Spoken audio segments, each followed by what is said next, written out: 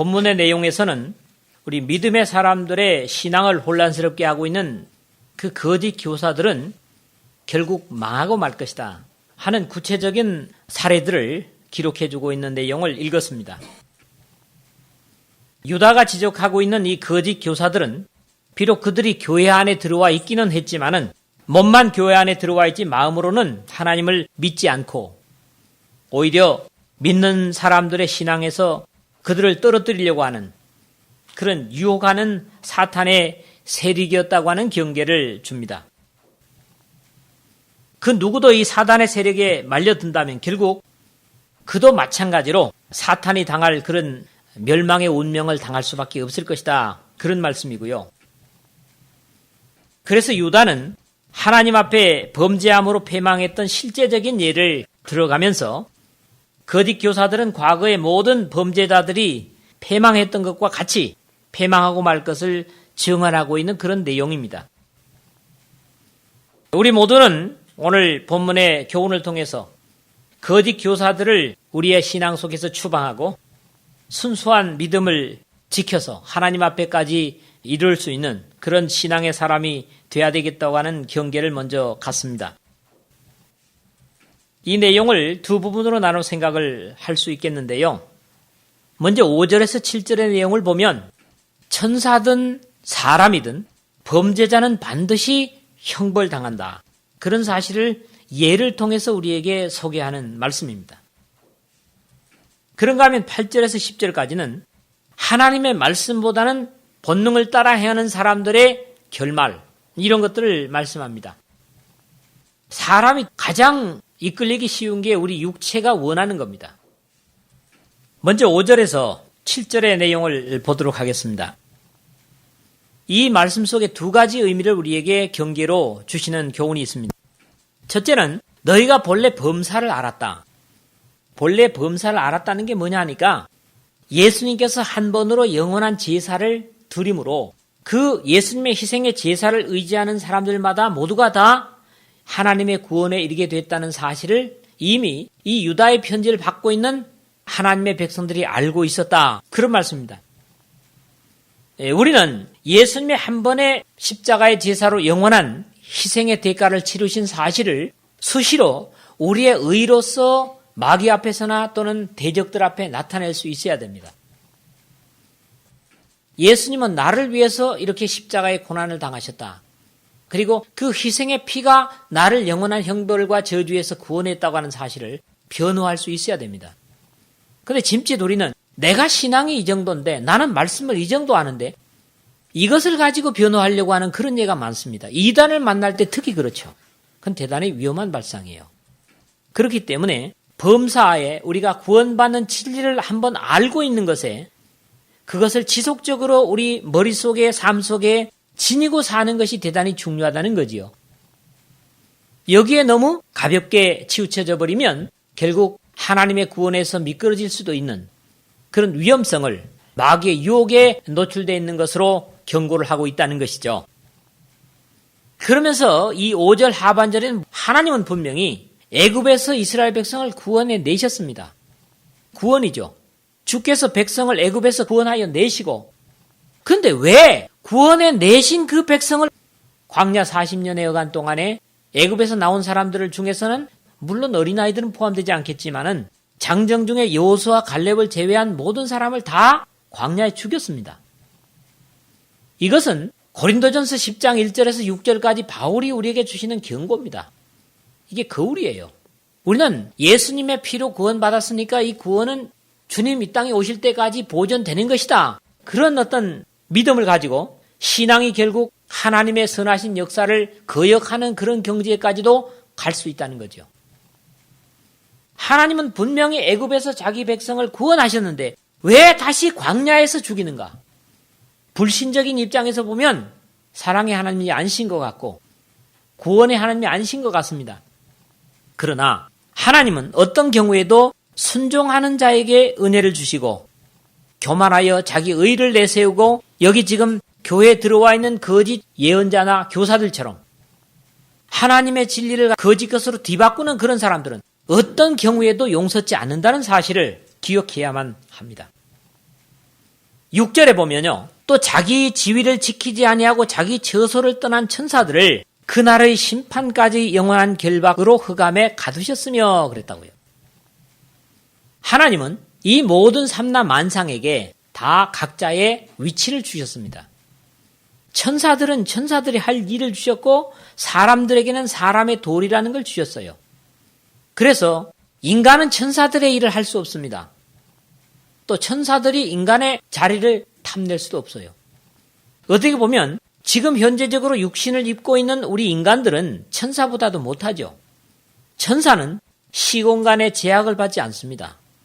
그러나 육신을 가진 우리는 많은 제약을 받으면서 세상 속에 존재합니다.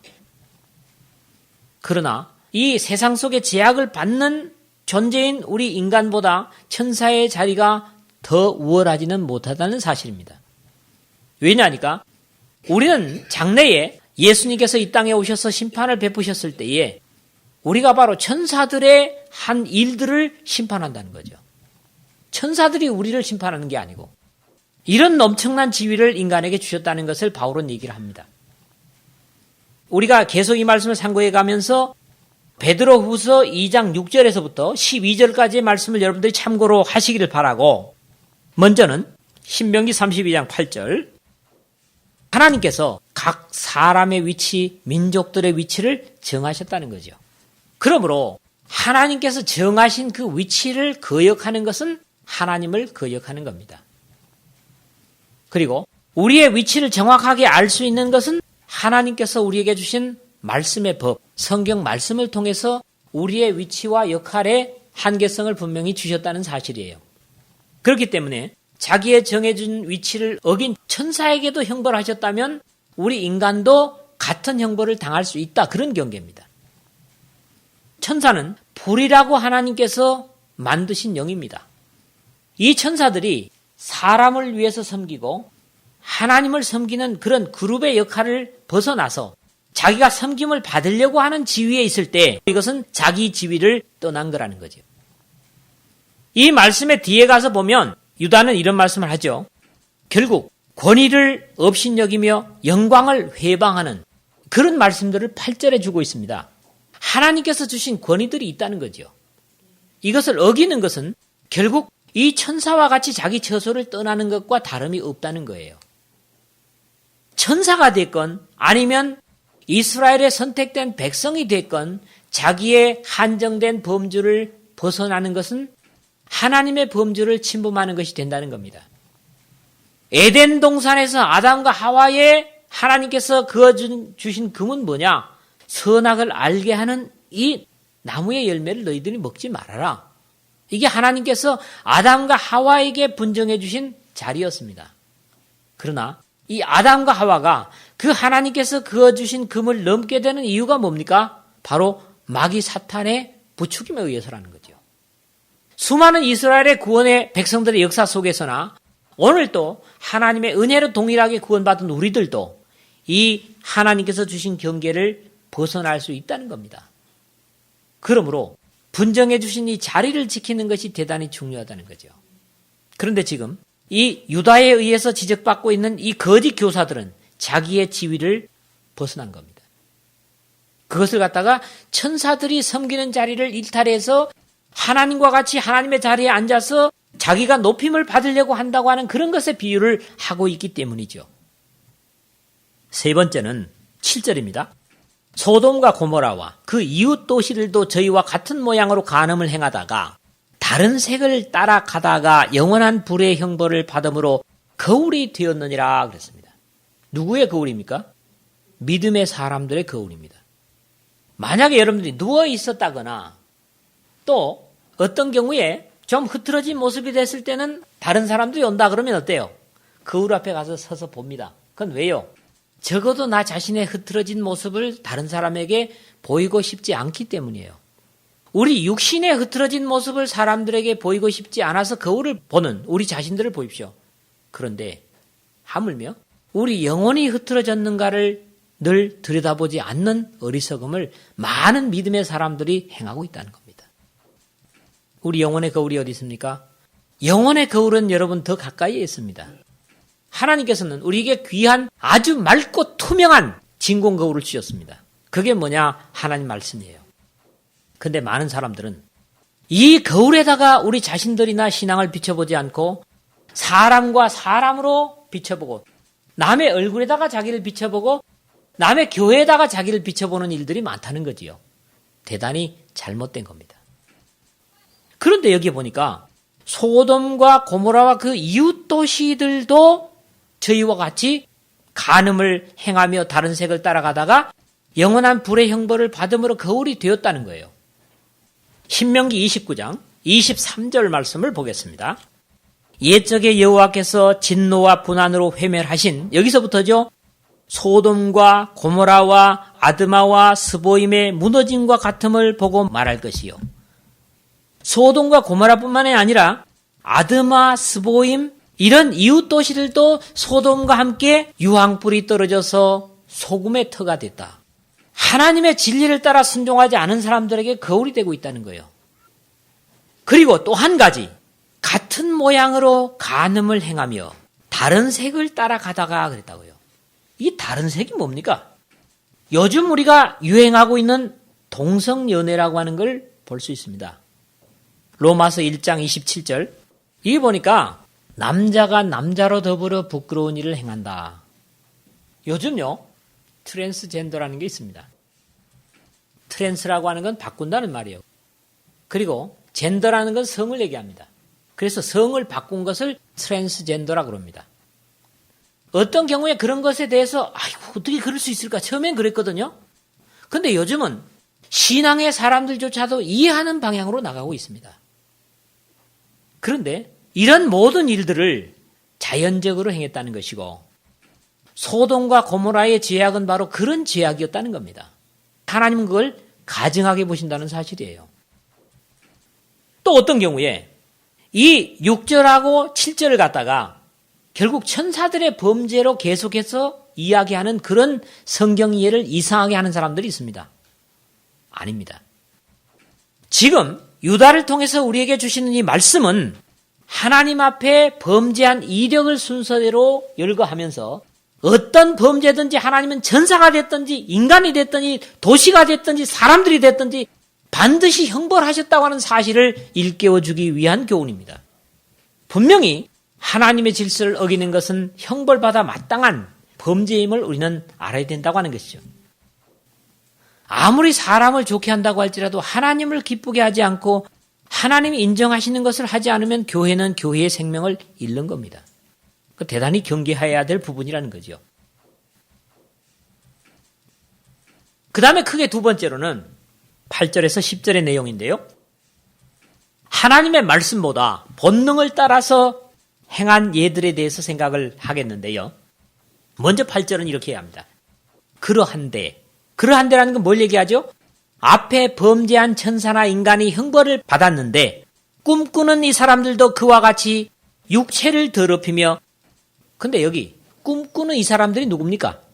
거짓 교사들이에요. 하나님의 복음의 진리를 거스리고.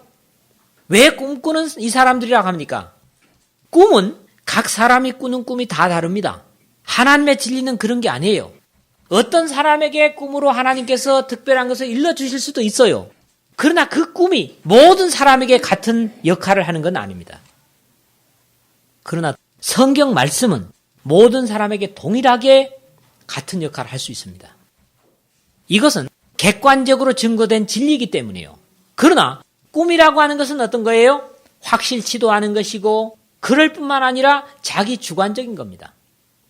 물론 성경 속에서는 하나님께서 꿈을 사용해서 계시를 주신 예도 있습니다. 그렇다고 해서 오늘 우리의 꿈이 하나님께서 계시로 주신 그 꿈과 같은가? 아닙니다. 그렇게 생각하면 안 돼요. 성경 속에 있는 꿈이 오늘 우리 모든 믿음의 사람들의 꿈과 꼭 같다? 아닙니다. 그렇지는 않습니다. 그렇기 때문에 우리가 꾸는 꿈은 꾼 사람 자신에게는 유익이 될 수도 있고 신앙의 힘이 될 수도 있습니다. 그걸 부정하지 않습니다. 그러나 그것이 모든 사람들에게 성경 말씀처럼 동일하게 역할을 할 수 있는 건 아니다 하는 걸 알아야 됩니다. 그러므로 꿈꾸는 자들이라고 하는 건 뭡니까? 하나님의 진리가 아닌 자기 감정적으로 생각되는 것들, 감정으로 깨달은 것들, 이것을 하나님의 진리와 같은 자리에다가 두고 있는 거짓 교사들을 지적하고 있는 말씀입니다. 대부분의 꿈은 우리가 우려하는 것, 기대하는 것, 두려워하는 것, 이런 것들 투성이에요. 하나님의 이 절대적으로 객관화된 진리, 이 말씀을 순종하고 따르는 것은 변통이 없습니다. 분명히 약속된 진리이기 때문에. 또 다른 사람들은 꿈에 상당히 영향력을 받습니다. 신앙에도. 그런데 그것도 다 사람마다 차이가 있습니다. 다 똑같지 않아요. 그렇기 때문에 여러분들도 이 꿈꾼 것에 대해서 어떤 인생의 기초를 세우고 거기다가 미래를 설계하지 마십시오. 그것은 그 꿈이 사라지는 순간 완전히 무너지게 돼 있어요. 그러므로 꿈의 기초를 두는 것은 바로 모래 위에 집을 세우는 어리석은 것입니다. 하나님의 진리인 말씀의 기초를 두는 것은 바로 반석 위에 집을 짓는다고 하는 예수님의 교훈이 확실한 거예요. 그러므로 이상한 꿈을 꾸거든 하나님 앞에 기도하면서 하나님의 말씀을 보십시오. 그러면 자기가 오히려 그 꿈을 말씀 속에 이해하는 것이 더 바른 이해가 될 수 있습니다. 대한민국 사람은 어떻게 잘못된 게 돼지만 봤다면 복권사로 다닌다고. 참 대단히 잘못된 거예요. 돼지 돈자하고 돈 돈자하고 틀립니다. 여러분. 믿음의 사람들 그 분명히 구분을 하세요. 또 용을 봤다. 용이 얼마나 가증한 겁니까? 성경에 나오는 용은 뭐예요? 다 마귀 사탄이. 그런데 용 꿈 꿨다고 복권 사러 가고. 이게 대단히 잘못된 거예요. 하나님은 완벽한 계시를 주셨기 때문에 지금 무엇을 하나님으로부터 받는다고 하는 것은 이 계시를 무시하는 거예요. 많은 거짓 선자들은 어떻습니까? 기록된 성경보다도 내가 뭐 기도를 해보니까 이렇더라. 여러분 믿지 마세요.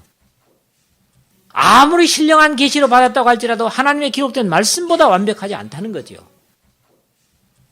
하나님의 진리는 감정적으로도 충실하고 이성적으로도 충실하고 그것을 행하는 의지적으로도 충실할 수 있는 그런 충분한 교훈을 우리에게 주셨다. 믿으시기를 주의 이름으로 축원을 드립니다. 9절의 말씀입니다.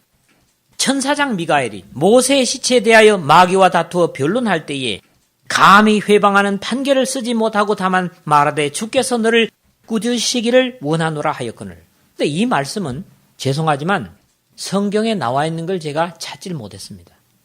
그리고 이런 내용 때문에 사실은 이 유다서와 요한 1, 2, 3서, 야고보서가 우리가 가진 성경에 가장 늦게 들어온 이유가 됐던 겁니다. 캐논이라고 그러죠. 정경에 가장 늦게 들어온 이유가 됐어요. 이런 내용 때문에. 왜냐하면 이게 성경에는 기록이 되어 있지 않지만은 우리가 성경 속에 들어와 있지 않은 외경 속에 이 내용이 있거든요. 그래서 외경을 인용하는 것들이 과연 하나님의 말씀에 옳은가? 이런 이유였습니다. 저도 외경을 여러 가지를 가지고 있습니다. 신약시대 예수님 당시에 있었던 많은 복음서들, 베드로복음, 유다복음, 야고보복음, 바나바복음 많습니다. 이거 제가 가지고 있습니다. 구약 성경에도 역시 외경이 많습니다. 가지고 있습니다. 읽어보면 상당히 호기심이 가고 재미가 있습니다. 그러나 그것은 곧 하나님의 진리는 아니라는 거예요.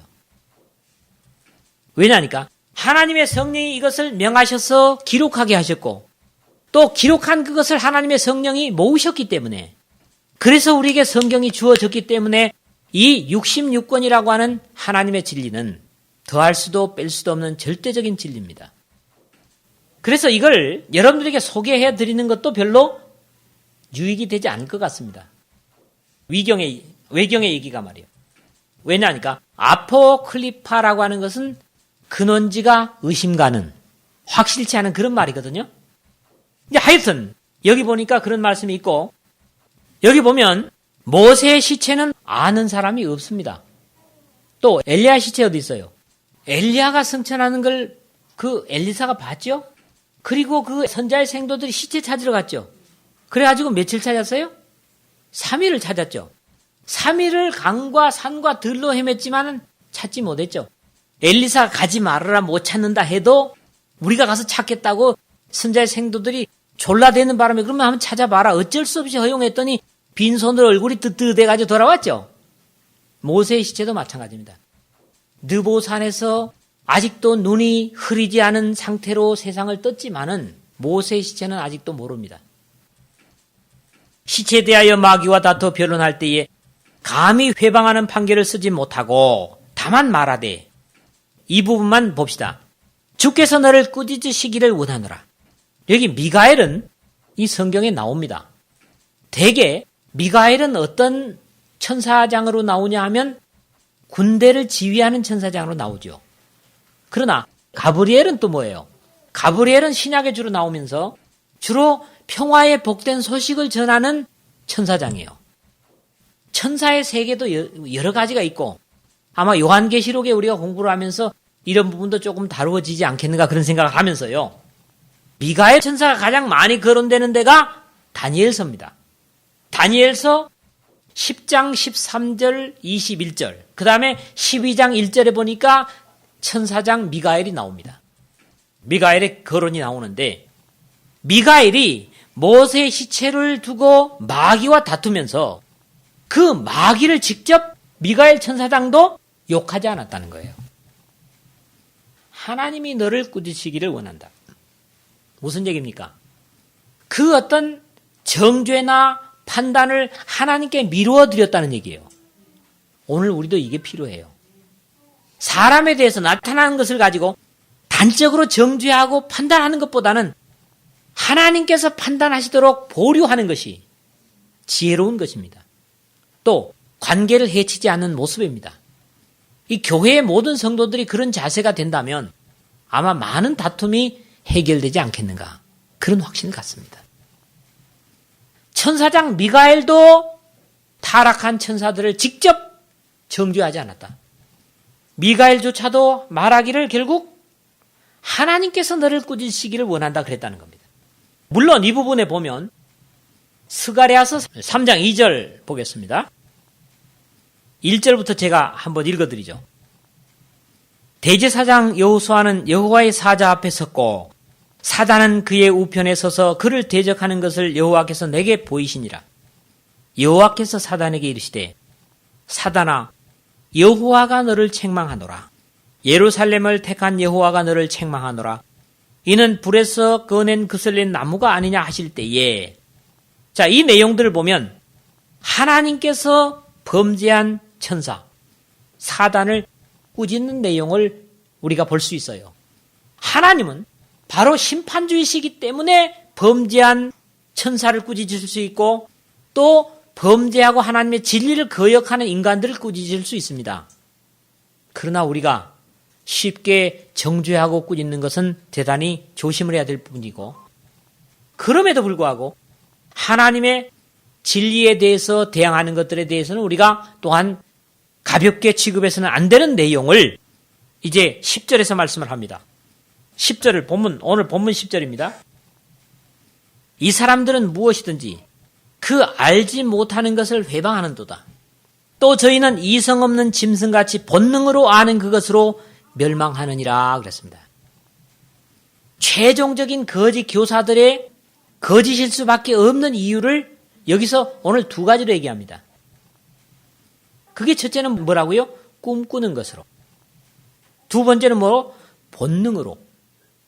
신앙은 꿈꾸는 것과 본능을 초월합니다. 그런데 사람들은 자신의 본능을 하나님의 계시로 착각할 때가 있습니다. 대단히 위험한 겁니다. 자기의 기대하고 원하는 것들을 하나님의 계시라고 착각하는 경우가 많아요. 그래서 신앙이 잘못되는 예가 많습니다. 그러나 어떻습니까? 본능으로 행한다고 하는 게 뭐예요? 자, 우리 베드로후서 2장 12절을 다시 봅니다. 베드로후서 2장 12절. 여기 보면 이성 없는 짐승 같아서 짐승은 이성이 없습니다. 이성이 없다고 하는 것은 하나님도 알 수 없습니다. 짐승은 오로지 본능으로만 행합니다. 그래서 본능이 채워지면 짐승은 다소곳합니다. 그리고 본능이 채워지지 못하면 무서워지죠. 아주 포악해집니다. 그건 왜 그렇습니까? 본능으로 행하기 때문이요. 그런데 하나님의 백성들이 그렇게 돼서는 안 된다는 겁니다. 자, 우리의 본능은 우리를 죄 아래로 끌어가고 어디서 얘기합니까? 로마서 7장에 바울 사도가 얘기를 합니다. 우리의 본능은 하나님의 거룩한 구원을 받았음에도 불구하고 우리를 죄 아래로 계속 끌어가려고 합니다. 그리고 싸움은 다 이성에서 합리적으로 판단하면 싸움할 필요가 없어요. 맞잖아요. 부부싸움도 마찬가지예요. 근데 본능적인 요소가 늘 싸움을 일으킵니다. 맞지 않습니까? 그래서 이성이 없는 것을 갖다 뭐라고요? 짐승이라고 비유를 합니다. 하나님의 백성은 짐승 같은 삶을 살아서는 안 됩니다. 하나님을 모르는 사람들은 거듭난 이성, 하나님의 성령으로 통해서 회복된 이성을 갖지 못하기 때문에 본능으로 살 수 있습니다. 그러나 하나님의 거룩한 백성들은 그렇게 살아서는 안 됩니다. 본능이 지배하는 인생은 짐승과 다를 바가 없다. 그런데 결국 이 거짓 교사들이 짐승과 같은 본능으로 행함으로써 하나님의 몸된 교회를 어지럽히는 것을 이 유다는 경고를 하고 있는 것입니다.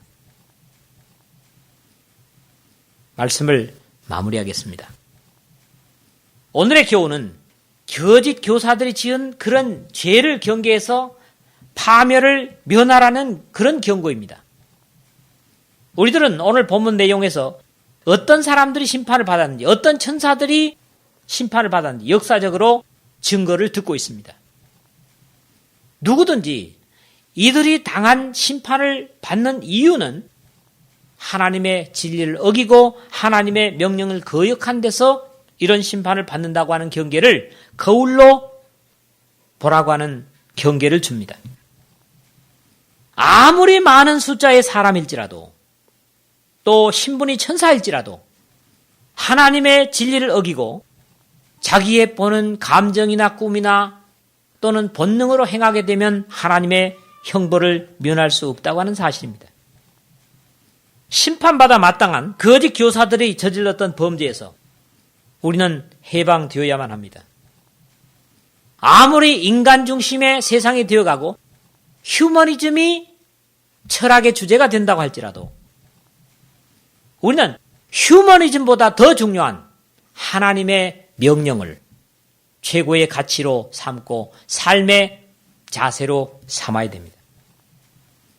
우리는 결국 이런 이성 없는 짐승같이 본능으로 행하는 것 때문에 남에게 해를 끼치는 일, 자기만 아는 이기심, 불평, 불만, 육의 욕심대로 사는 것, 불경건한 삶, 그리고 자기의 위치를 지키지 못하는 삶, 자랑이나 또는 아첨하는 삶, 강팍하는 말을 하는 입, 하나님의 은혜를 배신하는 삶, 이런 모든 삶은 하나님께 범죄한 삶이 되므로 주님 재림시에 심판을 면치 못할 것이라고 하는 사실을 알고 본능으로 행하는 것보다는 하나님께서 계시로 주신 진리의 말씀을 순종하고 그대로 지켜 행함으로써 하나님 앞에 늘 담대하고 마귀 사탄에게도 책잡힐 것이 없는 하나님의 거룩한 백성으로서의 삶을 경주하는 저와 여러분 되시기를 주님의 이름으로 부탁을 드립니다.